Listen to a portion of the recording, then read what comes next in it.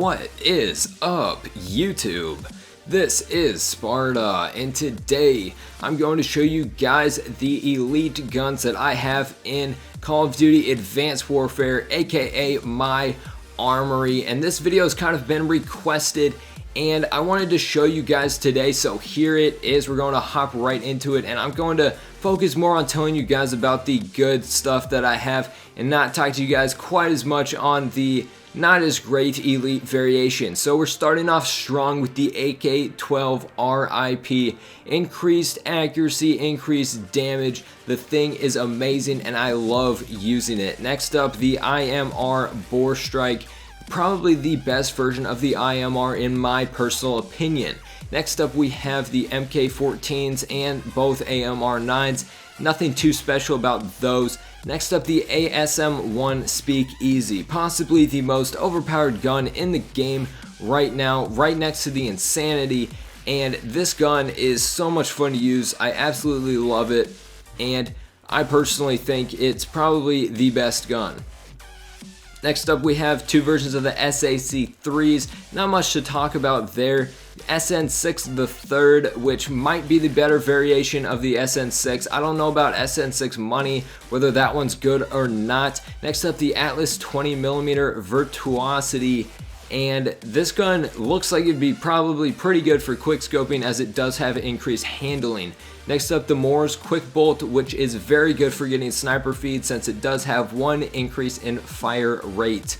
Next up, the Moore's Silver Bullet, very good for hard scoping, and basically 2 increase in damage, gets practically 0 hit markers, and I absolutely love it. Next up, we've got the Bulldog Facehammer. Increased damage, increased accuracy. This thing has maxed out 20 damage. It hits really hard. Next up, we've got both versions of the melee and the Polar Vortex, the Parsec, the Exploit on the Pytake. The Pytake is actually a pretty good LMG in my personal opinion. Next up, we got the XMG Bread and Butter. This gun just looks amazing. It is not all that great, but it does look very cool. Next up, we've got the MDL, which just has a different paint job on it.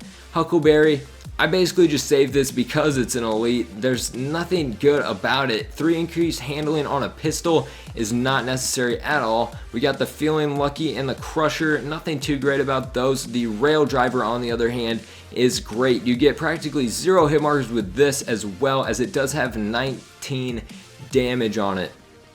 Next up, we've just got some versions of the specials that basically all I have is a special paint job on them. And moving on into my gear, I have some helmets, my favorite being the Sentinel Operator helmet and the KVA Mercenary Mask, which my guy is wearing right now, just because they're very good for search and destroy, as they are black. Next up, we've got some jackets and some loadouts, nothing too special.